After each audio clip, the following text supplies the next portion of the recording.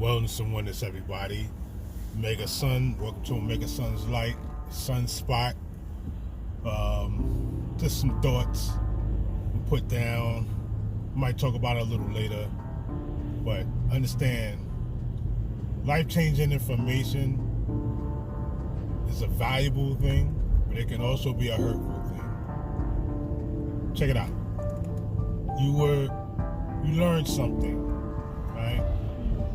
That may have saved your life, may have changed your ways for the better, gave you a new positive outlook on reality and how you deal with day-to-day issues, people around you, etc. And then you find out maybe a slither of that information was incorrect, misinformation, maybe even a spin of propaganda to elucidate another person's or another group's agenda. You don't want to get rid of what you've learned that made you a better person. Yet that spin, that miscommunication, that altering, the deceitful clause can jeopardize and compromise your stance if you're not careful. If you're not careful enough to chew up the meat, spit out the bones. If you're not careful to approach the topic, your belief system, objectively, to prove yourself and to prove that theory, you would cling to it. You would cling to it like hot irons of bondage, because it keeps you safe. It keep what you thought was the real safe. But it does a disservice to what comes up afterwards, because in light of new information, it brings old information into question at times. That's why we have to carefully vet out what we're getting into. Yeah, and I know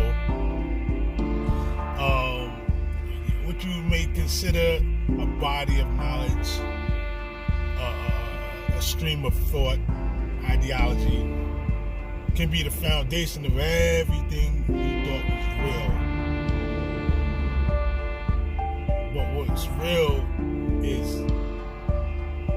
the consistency of change. Yeah, change is the only constant.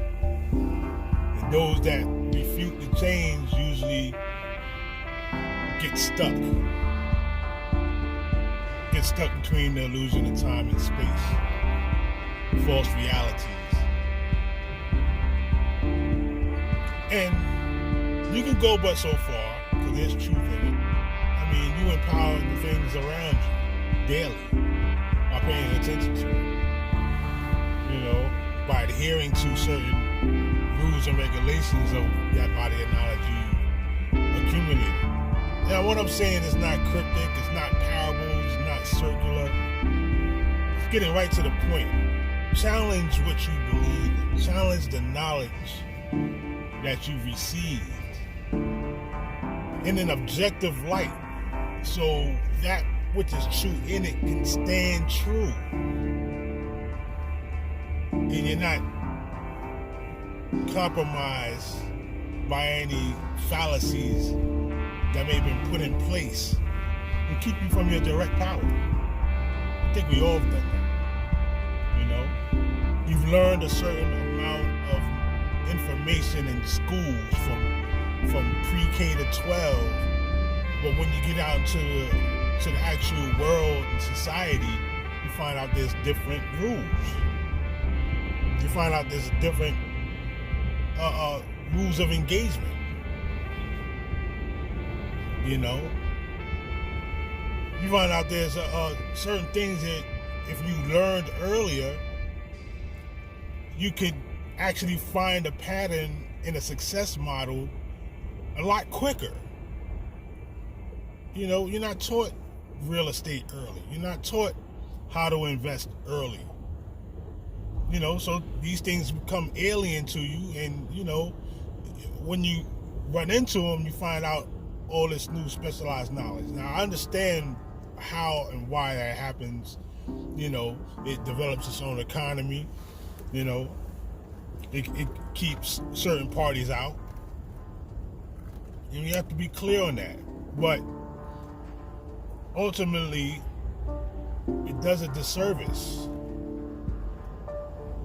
It does a disservice. Imagine everybody learning the curve of civics.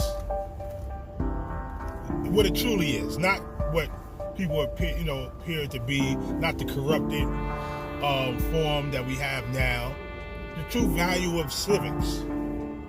Understanding what representation is about. Understanding, how to put policies in order. How to navigate through different contracts, reasonable agreements, why people come together to make something happen in their community. Everything from a red stop sign on the corner to a speed bump to a business, grocery store, Whole Food store, supply chains, franchises. It's done because the community decided to get together and say, this is what we need. That's the organic stage of it. But now, it's been a thing where some of the people in the community don't even have a say. This is done by big business, deep pockets, shell games, politics, because the people like myself don't fully activate the civics. It's you and I.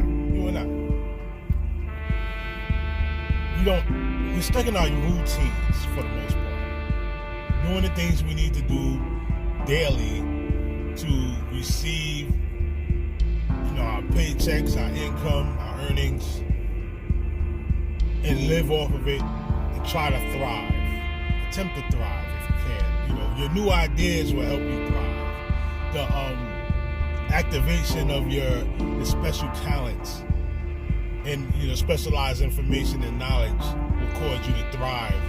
But it has to be utilized, and you have to be in a state of mind to do that. But if you're caught up in the web of the routine, chances are it's more of a challenge to do this.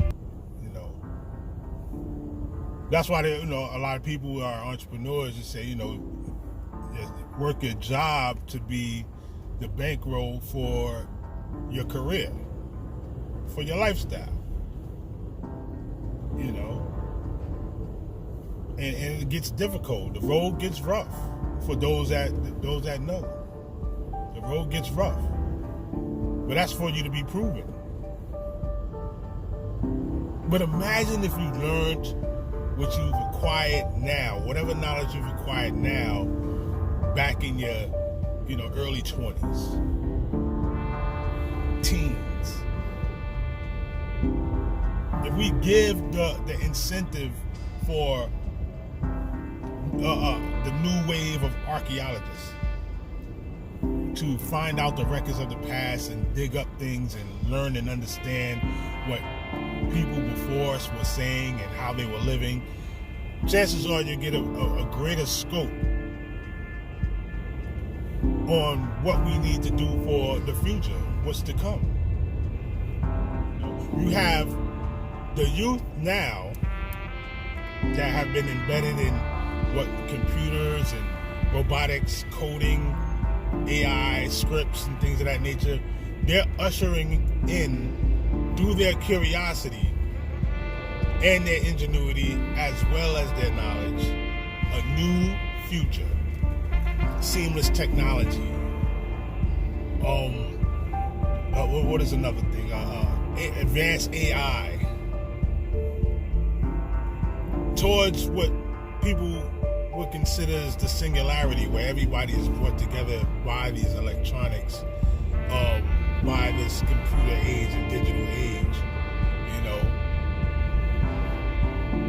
And it's a very interesting topic, because though we may see a convenience in it, there's also, you know, a level of nefarious, you know, nature to it as well. You know, with dividing away from that which is natural. You know, the elevation of consciousness, which is actually a thing. It is not something that is lofty in thought and just New Age theory and things like that. No. As you wake up, as you sleep, the consciousness is there for you. To be alert and aware of your surroundings. You know? And it has to be brought practically. So it doesn't sound mystical. I think that's what we're getting away from. And now, intertwining what I was talking about before, we have to be able to vet this information, because there are a lot of spins going both ways in this society. They're spinning one towards super scientific data, and the other where it spins toward what they call conspiracy theories, that I like to say is conspiratorial formulas, or rather just, I would say, ideas that are not of the norm. You know, approaches to certain topics that are, I would say, a little more clandestine. Yeah, I'm bringing you these words because, listen, you can't keep talking down to each other either, like we're not intelligent or we can't find these things out. You know, you have to when you put these things in reality, it's just to enlighten your mind. It's to enlighten your mind and create a new step of vision. You know, and yeah, these words are not, you know, quote unquote, words of natural origin, but while we have them, we should be able to communicate them properly, put them in the context, objectively scan and look through it, and then, you know, put out a process of theory, of intelligent theory. Okay, we don't want to dismiss conspiracy theorists all the way. That's not the case. What we want to be able to do is package it well, where the resources and sources are readily available, where the data can be scrutinized properly, and where we can sort out the information, take the meat, spit out the bones. In other words, use what is practical within those formulas, within that theory, so we can reach proper conclusions. Because if not, you take away the power that people have to think for themselves. Even though that's happening anyway, you know. If people are lazy, they're going to do that. But for the resourceful few that want to hear these things out, that want to attempt to crack the codes, you must package it in a way where there's some relevancy to it. And when we point out these people that, you know, spin like that, we have to vet them. Don't you know a lot of these people just put out certain theories and, well, I'm gonna say theories, these formulas, so they can sell books and get notoriety? Yeah. Some people purposely skew the data so they can be a leading figure in the topic.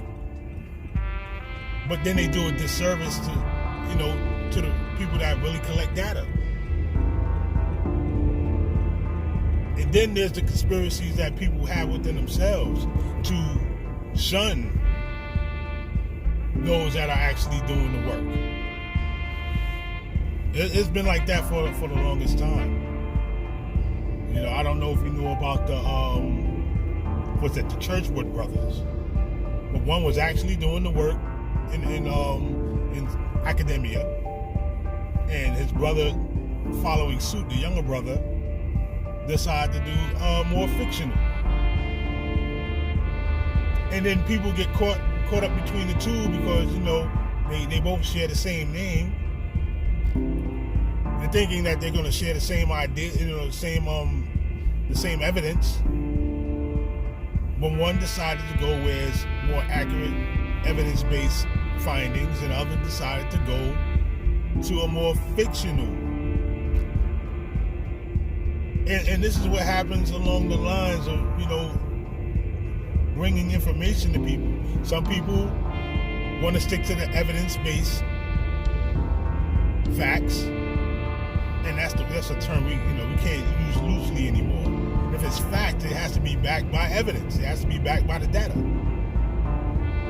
And then here's another kicker. There are some things, like I was saying earlier, that bring good, but were misunderstood, right? So the conclusion is, because misunderstanding was taking place, that now it no longer brings any good. Like I said, there's some people that would say their lives were saved, and the way they deal with humanity is much better with the information that was shared with them, with the belief that was conjured up in them. But because it's not dogmatic to the people that say do this the proper way, they dismiss it, and it causes splinter groups.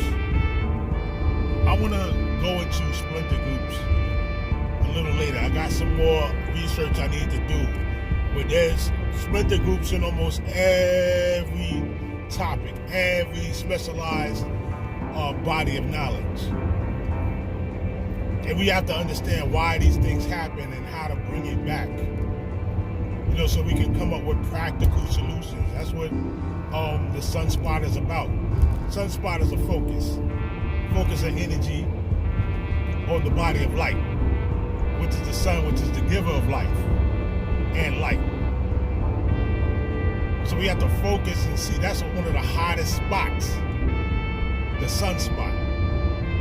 And this is where we're going to call into discussion these challenging topics. You know, so that's my thoughts right now. I'm glad you were here. You could have been anywhere in the world. You happen to see this right now. Thankful for you. You know, hope it reaches you in the best of all conditions: health, mentally, physically, spiritually, psychologically, emotionally. And, you know, continue to strive on. You know, do what you need to do. You know?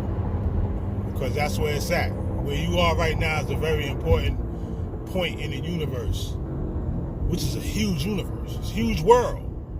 It's a huge universe. And you're standing on a point that matters. Because you matter. You're made of matter, right? So, you know, don't forget that. Bring something different in your frame. Bring something different.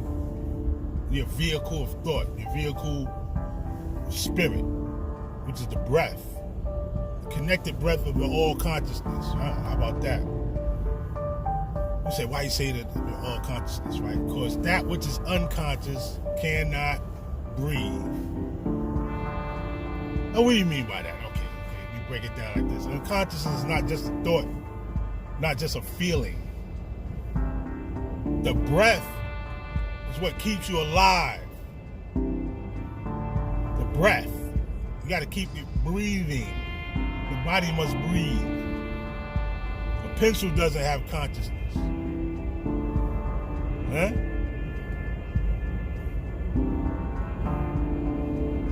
So, wake up to the reality of your own self. And be alert. Mold and shape your reality by the things you feel should be right. and get as much good data as possible. You know what I mean? That's my thoughts for the morning, for the rise, the grand rising to all. I greet you. Say be well.